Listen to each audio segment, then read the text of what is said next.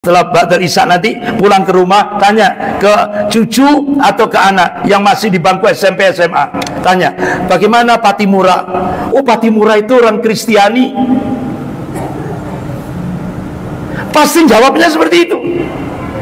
Ya Allah, ini penggelapan sejarah, Pak. Patimura itu nama aslinya Ahmad Lusi.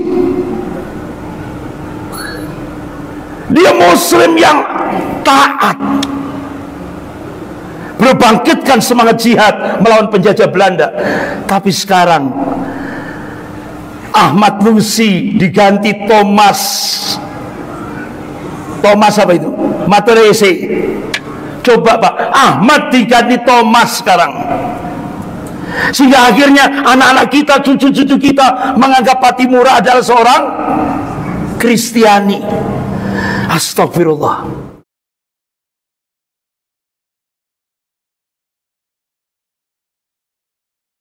Akan ada pembahasan yang sangat luar biasa menambah pengetahuan kita, bagaimana sejarah yang ternyata disembunyikan, atau sejarah yang selama ini tidak diketahui, dan justru hal inilah yang diungkap oleh Ustadz kita. Tentunya pengetahuan ini sangat penting sekali bagi kita. Maka dari itu, mari kita sama-sama dengarkan, dari awal dan sampai akhir, apa yang dijelaskan dan diungkapkan oleh Ustadz kita. Namun buat semuanya, yang menyimak penjelasan Ustadz kita ini, harap untuk mengklik tombol like dan subscribe-nya, ikuti terus dakwah dari Ustadz kita, karena akan banyak penjelasan serta nasihat yang diberikan untuk kita semua. Bagaimana penjelasannya? Mari kita dengarkan dengan baik. Ibu-ibu yang dimuliakan Allah, saya lanjutkan sedikit. Tadi sudah saya sampaikan, organisasi Budi Utomo itu sikapnya terhadap agama, dia anti-Islam politik dan anti-Arab. Sehingga ternyata organisasi Budi Utomo itu punya buletin, namanya Jawi Hisforo, tanggal 11 Januari 1918. Itu dicatat oleh pakar sejarah, guru besar ilmu sejarah Universitas Padjadjaran Bandung, yaitu Profesor Ahmad Mansur Suranegara. Jadi buletin Pak Jawi Hisforo yang dikeluarkan oleh organisasi Budi Utomo itu menulis dalam buletin itu. Jadi Rasulullah SAW itu disebut dalam buletin itu pezina dan pemabuk. Jadi di Indonesia ini organisasi pertama kali yang menghina Rasulullah sebagai pezina dan pemabuk itu adalah organisasi Budi Utomo. Tanggal 11 Januari 1918 Masehi. Ini Bapak-bapak, ibu-ibu yang dimuliakan Allah. Akan tetapi inilah Pak, liciknya penjajahan Belanda ini. Umat Islam yang mayoritas di Indonesia ini, bahkan organisasi dunia, lembaga riset dunia The Pew Forum on Religion and Public Life menempatkan Indonesia menjadi ranking pertama jumlah penduduk muslim terbesar seluruh dunia. Tapi anehnya, umat Islam seluruh Indonesia yang diperingati setiap tahun itu bukan Serikat Islam, tapi yang diperingati oleh umat Islam setiap tahun adalah Budi Utomo tiap tanggal 20 Mei. Benar enggak? Benar enggak? Aneh kan? Padahal ustadz-ustadz ulama ya kan, seringkali menyampaikan satu hadis sahih. Qala Rasulullah sallallahu alaihi wasallam, la yu'minu ahadukum hatta akuna ahabba ilaihi min walidihi wa waladihi wan nasi ajma'in. Ini hadis sahih riwayat Bukhari wa Muslim. Belum sempurna iman seseorang di antara kalian hingga aku, kata Rasulullah, lebih dicintainya daripada orang tuanya, anaknya, wan nasi ajmain, dan manusia seluruhnya. Ini sahih. Tapi pertanyaannya, kenapa tiap tahun umat Islam yang katanya cinta kepada Rasul, mahabbatul Rasul, tapi yang diperingati adalah organisasi yang menghina, yang melecehkan, yang merendahkan Rasulullah SAW? Aneh kan? Ini dampak daripada penjajahan. Ini, Pak. Kita dikadali, Pak. Apa dikadali itu, Pak?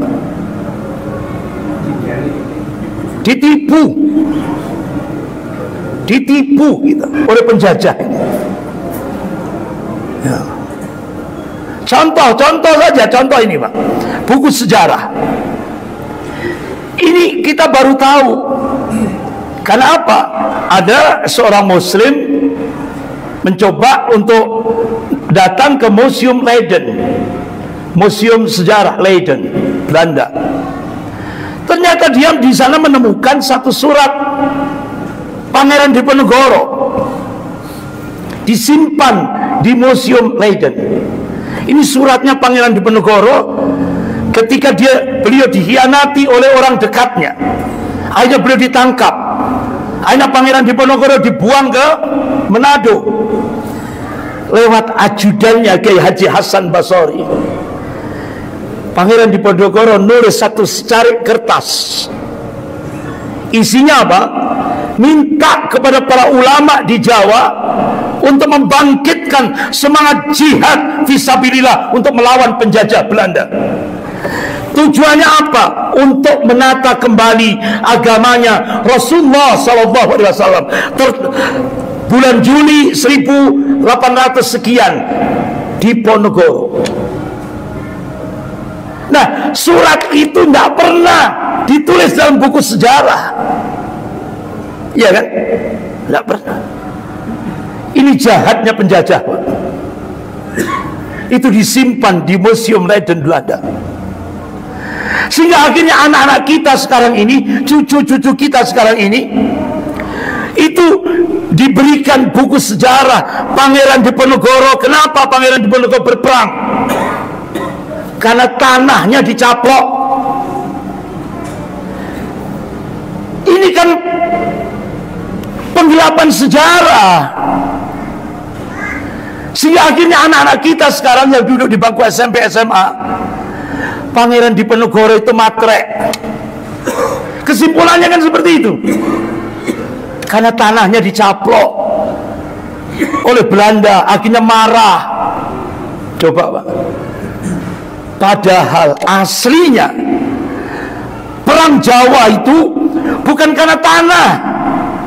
Perang Jawa itu Pangeran Diponegoro membangkitkan semangat jihad untuk melepaskan Indonesia dari penjajahan Belanda, bukan masalah tanah.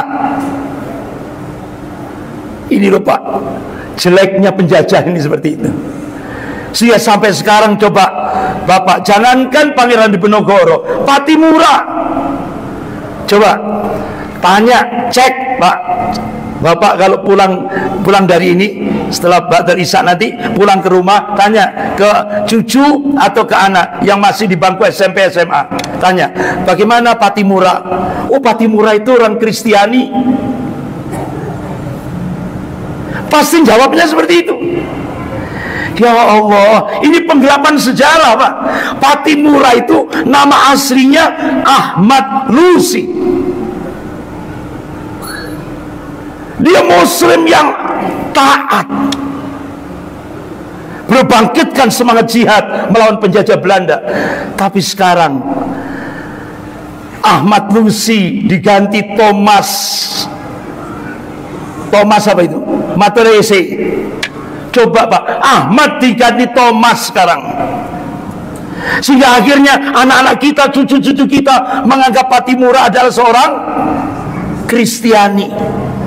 Astagfirullah.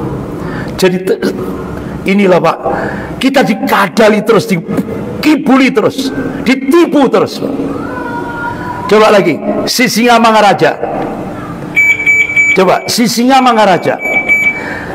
Bapak ibu nanti kalau tanya ke anak sekarang yang duduk di bangku SMP SMA, Sisingamangaraja itu agamanya berhala, pagan.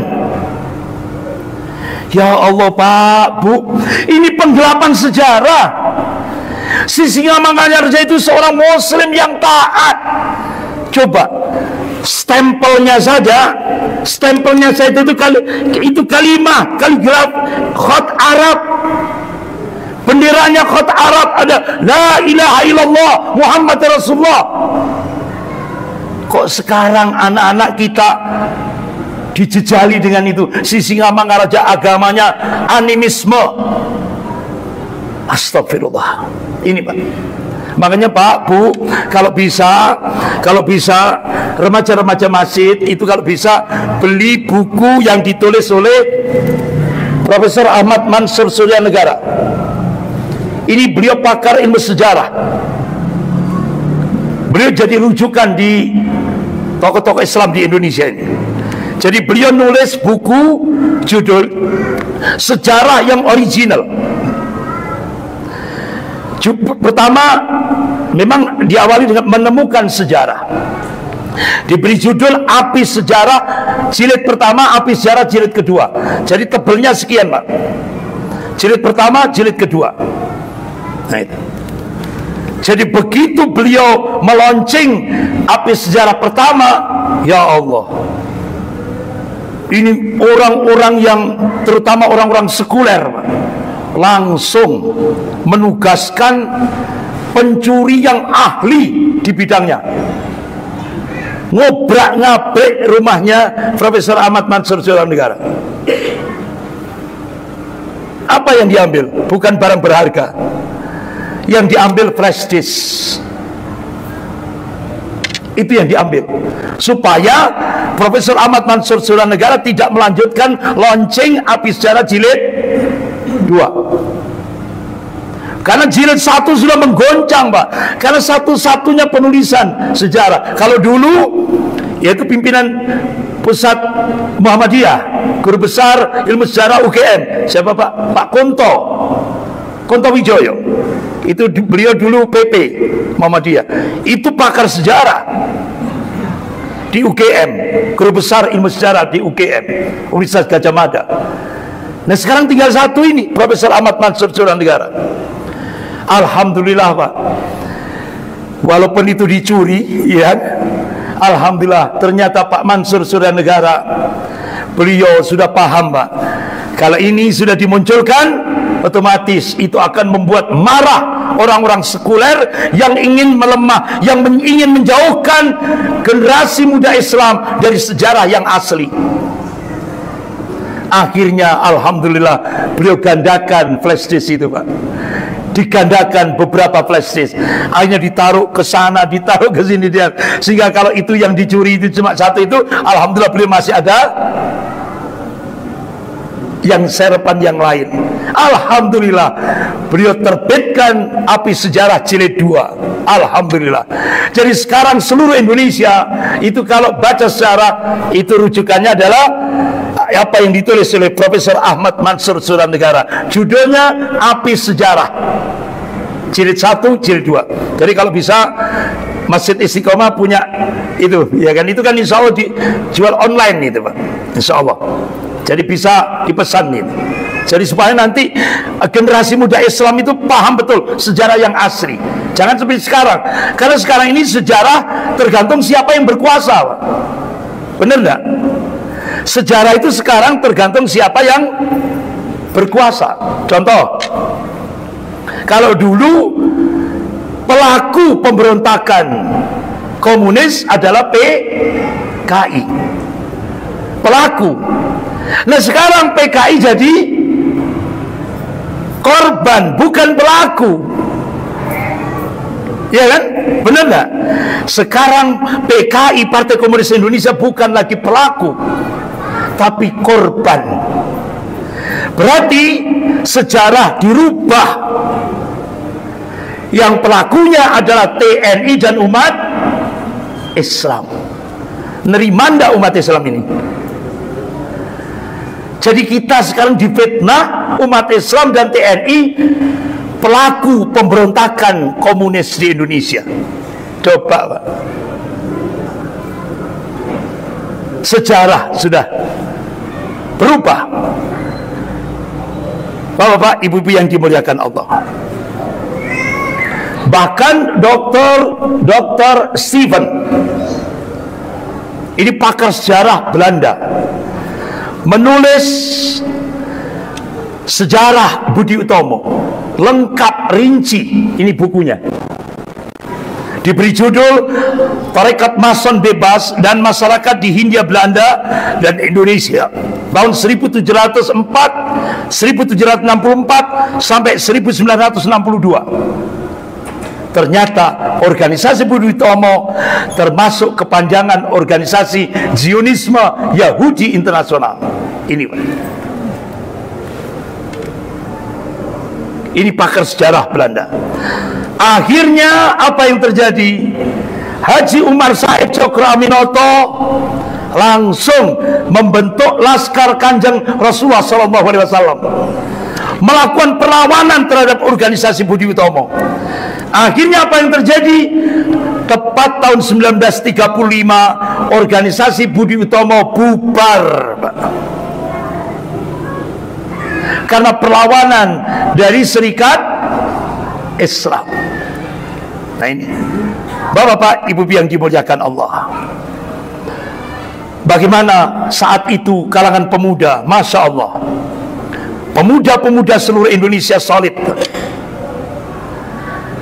Saat itu, sebelum kemerdekaan, tepat tahun 1928 Oktober 1928, sampai akhirnya mengambil satu keputusan.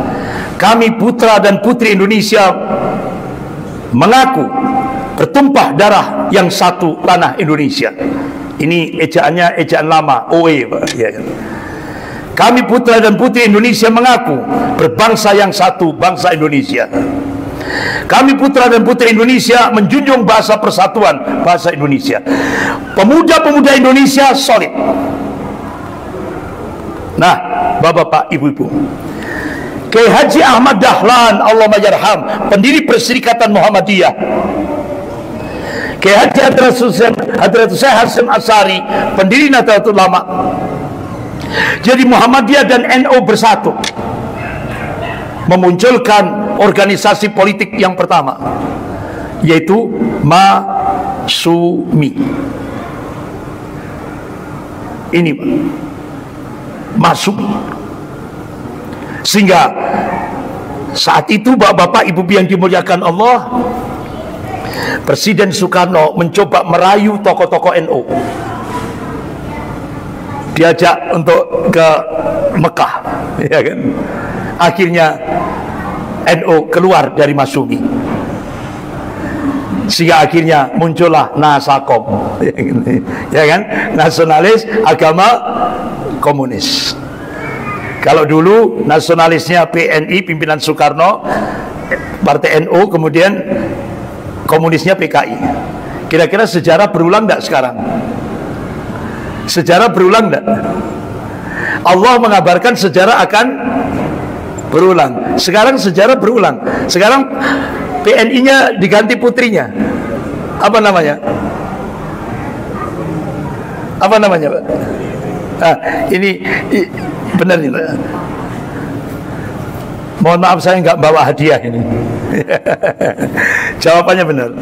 Kalau dulu PNI, sekarang PDIP. Agamanya kalau dulu Partai NU, sekarang Islam Nusantara. Benar enggak? Kalau dulu komunisnya PKI, sekarang PKI Perjuangan. Nasakom jilid 2. Ini sejarah berulang. Bapak Ibu yang dimuliakan Allah, pada saat itu, sebelum dirumuskan dasar negara, terjadi perdebatan ilmiah antara tokoh Masumi, yaitu Bapak Muhammad Natsir, Allahumma yarham, bersama Presiden pertama Republik Indonesia, Soekarno. Waktu itu Pak Natsir memberikan argumentasi pada saat terjadi perdebatan ilmiah. Pak Nasir memberikan argumentasi Islam tidak dapat dipisahkan dari negara, karena urusan kenegaraan pada prinsipnya merupakan bagian yang terintegrasi dengan risalah Islam. Negara adalah sekumpulan orang yang bersatu dalam satu teritorial, menyepakati hidup bersama dan mengelola wilayah tersebut. Sebab itu negara juga menjadi soal yang tidak dapat dipisahkan dari Al-Quran. Ini Bapak Muhammad Nasir, tokoh Masyumi. Akhirnya Pak Nasir mengutip surah Ad-Dariyat ayat 56. A'udzubillahi minasyaitonir rajim, wa ma khalaqtul jinna wal insa illa liya'budun. Tidaklah aku ciptakan jin dan manusia ini kecuali untuk beribadah, mentauhidkan Allah. Oleh karena itu dari pijakan ini Pak Nasir mengambil kesimpulan, cita-cita hidup seorang muslim ingin menjadi Abdullah, hambanya Allah, dan ingin mendapatkan kemuliaan fid dunya wal akhirah. Ini argumen perdebatan ilmiah antara tokoh Masyumi dengan Presiden Soekarno. Akan tetapi dari perdebatan ilmiah itu ujung-ujungnya Soekarno menolak Islam sebagai dasar negara. Beliau lebih berkiblat pada pemikiran Mustafa Kemal Atatürk. Jadi Islam hanya privasi, hanya pribadi, jangan sampai dikaitkan dengan negara. Inilah yang dimunculkan oleh Soekarno. Bapak Ibu yang dimuliakan Allah, sehingga pada masa perumusan dasar negara terjadi pertarungan ideologis antara kelompok nasionalis Islami dengan nasionalis sekuler. Pertarungannya cukup keras, Pak. Tapi beda dengan sekarang. Kalau dulu, Bapak Ibu-ibu, pada saat pertarungan itu selesai salaman bersama, salaman dan makan bersama. Kalau sekarang kan enggak, berbeda langsung jebloskan ke penjara, berbeda pendapat langsung jebloskan ke penjara. Itu sekarang. Kalau dulu enggak, pertarungan ideologis setelah selesai langsung kumpul, berangkul-rangkulan. Nah, itu.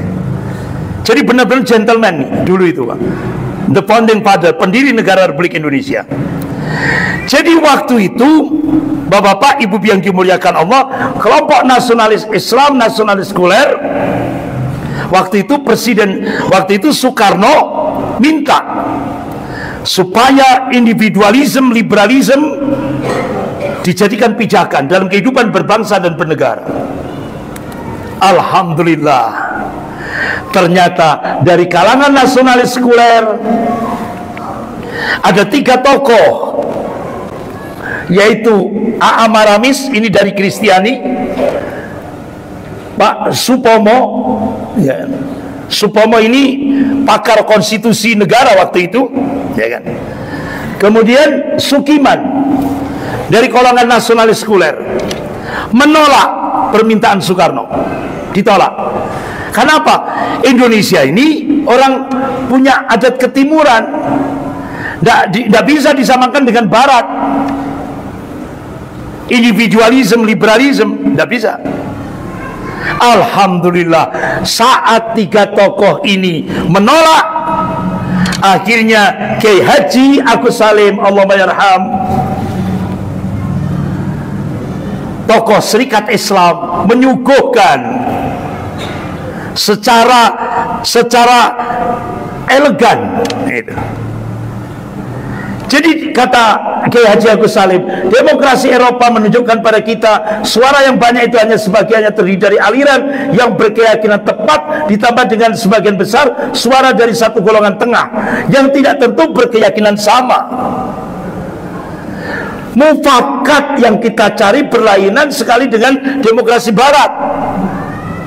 Akhirnya Kiai Haji Agus Salim, Allahumma yarham, memunculkan surah As-Surah ayat 38. Wa amruhum surah bainahum. Ini yang pas untuk negara kita. Musyawarah untuk mencapai mufakat. Alhamdulillah, Bapak Ibu yang dimuliakan Allah, semua clear. Baik nasionalis Islami, nasionalis sekuler sepakat dimasukkan pada sila keempat, kerakyatan yang dipimpin oleh hikmah kebijaksanaan dalam permusyawaratan perwakilan. Itu diambil dalam surah As-Surah ayat 38. Wa amruhum syura bainahum. Clear, Pak. Alhamdulillah, selesai bertarung secara ideologis, salaman semuanya. Setuju? Sila keempat dimasukkan. Ini the founding father, pendiri negara Republik Indonesia dulu, Pak. Akhirnya tepat tanggal 1 Juni 1945, Soekarno mengusulkan istilah Pancasila sebagai dasar negara. Semua setuju. Tapi begitu Soekarno memaparkan, mengusulkan teks Pancasila, sila pertama nasionalisme atau kebangsaan Indonesia, sila kedua internasionalisme atau perikemanusiaan, sila ketiga mufakat atau demokrasi, sila keempat kesejahteraan sosial, sila kelima ketuhanan yang berkebudayaan. Kemudian Soekarno meringkas trisila, sosionasionalisme, sosiodemokrasi, ketuhanan yang Maha Esa, kemudian diringkas lagi eka sila gotong royong. Apa yang terjadi? Allahu Akbar. Ternyata usulan Soekarno 5 sila ini ditolak oleh 3 ulama. 1, Kiai Haji Mudakir dari Muhammadiyah menolak. Yang kedua, Kiai Haji Wahid Hasim dari NU menolak. Yang ketiga, Kiai Haji Agus Salim dari Serikat Islam menolak. Akhirnya diserahkan pada 3 ulama ini. Diserahkan pada 3 ulama ini, Pak, untuk menyusun dasar negara Republik Indonesia. Bapak Ibu yang dimuliakan Allah, akhirnya dibentuk tim 9. Dibentuklah tim 9. Soekarno, Bung Hatta, Maramis, Abdul Kahar Mudakir dari Muhammadiyah, Abi Kusno Cokro Suyoso, Kiai Haji Agus Salim dari Serikat Islam, Ahmad Subarjo, Muhammad Yamin, Wahid Hasim dari NU. Ini 9 tim ini kumpul bersama. Ini Soekarno, Bung Hatta, dan tim 9 yang ini tadi orangnya sepakat dan menandatangani hasil rumusan yang ditulis oleh 3 ulama ini. Kiai Haji Mudakir dari Muhammadiyah, Kiai Haji Wahid Hasim dari NU, Kiai Haji Agus Salim dari Serikat Islam. Lahirlah Piagam Jakarta.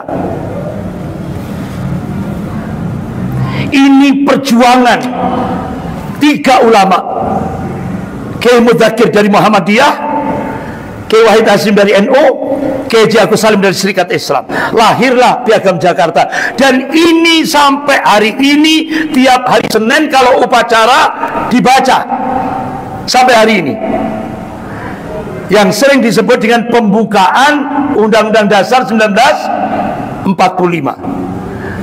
Bukan Piagam Jakarta. Diganti, Pak. Ya kan? Diganti. Ini penggelapan sejarah. Kenapa 3 ulama kita dulu dari Muhammadiyah, NU dan Serikat Islam menulis Piagam Jakarta sebagai rumusan dasar negara Republik Indonesia? Karena apa? 3 ulama ini ittiba kepada Rasulullah SAW. Ketika Rasulullah mendirikan daulah di Madinah, Rasulullah memunculkan agreement Piagam Madinah. Kalau Rasulullah Piagam Madinah, umat Islam Piagam Jakarta. Jadi 3 ulama kita itu ittiba mutaba'ah kepada Rasulullah SAW. Nah, Bapak-bapak, Ibu yang dimuliakan Allah, akhirnya rumusan Piagam Jakarta ditandatangani oleh tim 9 ini. Tanda tangan semuanya. Resmi ini sebagai dasar negara Republik Indonesia, yang sampai hari ini dibaca terus tiap upacara, baik di instansi-instansi pemerintah maupun di sekolah-sekolah di seluruh Indonesia, termasuk di kandangan, ya kan? Nah, ini semuanya kalau upacara pasti baca ini yang dibaca. Bapak-bapak, Ibu yang dimuliakan Allah, coba kita teliti, Pak, mulai alinea pertama, bahwa sesungguhnya kemerdekaan itu ialah hak segala bangsa, dan oleh sebab itu maka penjajahan di atas dunia harus dihapuskan karena tidak sesuai dengan peri kemanusiaan dan peri keadilan. Alinea kedua, dan perjuangan pergerakan kemerdekaan Indonesia telah sampailah kepada saat yang berbahagia dengan selamat sentosa mengantarkan rakyat Indonesia ke depan pintu gerbang negara Indonesia yang merdeka, bersatu, berdaulat, adil dan makmur. Jadi tujuan kemerdekaan Indonesia merdeka, bersatu, berdaulat, adil dan makmur. Itu tujuan Indonesia merdeka. Puncaknya adil dan makmur. Nah, Pak, Bu, coba bandingkan apa yang ditulis oleh 3 ulama kita, alinea pertama, alinea kedua, dengan Bapak Ibu ketika membuka kitab fikih tentang maqasid syariah, tujuan menegakkan syariat. Sama enggak? Coba ini tujuan negara Republik Indonesia, ada 4 poin. Kalau kita buka dalam kitab fikih, ini tujuan penegakan syariat. Allahu Akbar. Ternyata 3 ulama kita itu tadi sudah memasukkan dalam alinea pertama, alinea kedua, tujuan dibentuknya negara Republik Indonesia itu sama dengan tujuan maqasid syariah. Ini, Pak. Kemudian alinea yang ketiga, atas berkat rahmat Allah yang Maha Kuasa dan dengan didorongkan oleh keinginan luhur supaya berkehidupan kebangsaan yang bebas, maka rakyat Indonesia menyatakan dengan ini kemerdekaannya. Coba kalau kita buka surah Al-Baqarah ayat 218. Jadi kalau sudah hamba Allah ini mengamalkan amanu wa hajaru wa jahadu fi sabilillah, baru rahmat Allah diturunkan. Dan ini ternyata alinea ketiga itu aplikasi daripada surah Al-Baqarah ayat 218. Jadi pahlawan-pahlawan kita dulu itu mengamalkan amanu wa hajaru wa jahadu fi sabilillah, baru Allah turunkan rahmat. Ini, Pak. Kemudian alinea yang keempat, itu yang menjadi kompromi seluruh tim 9 itu, Pak. Bapak, Ibu yang dimuliakan Allah. Jadi Pancasila itu ijtihad ulama. Ini perjuangan dari 3 tokoh nasional, 3 ulama kita, yaitu Kiai Haji Abdul Qahar Mudzakkir dari Muhammadiyah, Kiai Haji Wad Hasim dari NU, dan Kiai Haji Agus Salim dari Serikat Islam. Nah, Bapak-bapak, Ibu yang dimuliakan Allah, bagaimana selanjutnya? Insya Allah kita lanjutkan besok pagi kuliah subuh, supaya kita tahu, Pak, bagaimana prosesnya. Nah, itu. Sehingga nanti puncaknya sesuai dengan tema kita, selamatkan negara kesatuan Republik Indonesia. Saya kira gitu. Insya Allah kita lanjutkan besok pagi, kita lanjutkan pada saat kuliah subuh. Untuk pertanyaan kita pending besok pagi aja. Ya, saya kira gitu. Lebih kurangnya saya mohon maaf. Kita akhiri dengan doa kafarat majelis. Subhanakallahumma wa bihamdika asyhadu an la ilaha illa anta astaghfiruka wa atubu ilaik. Wabillahi taufik wal hidayah. Wassalamualaikum warahmatullahi wabarakatuh.